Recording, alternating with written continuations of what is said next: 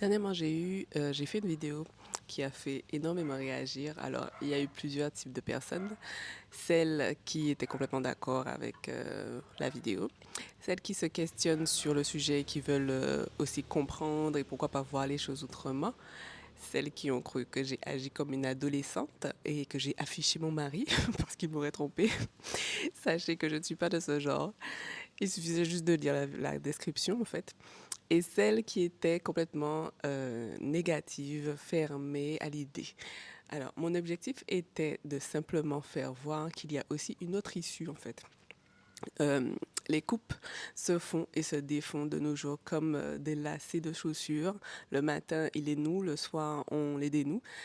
Il ou elle me trompe égale il ou elle ne m'aime pas. La vie n'est pas noir ou blanc, en fait. Il y a tellement de nuances de couleurs. Après, évidemment, c'est au cas par cas.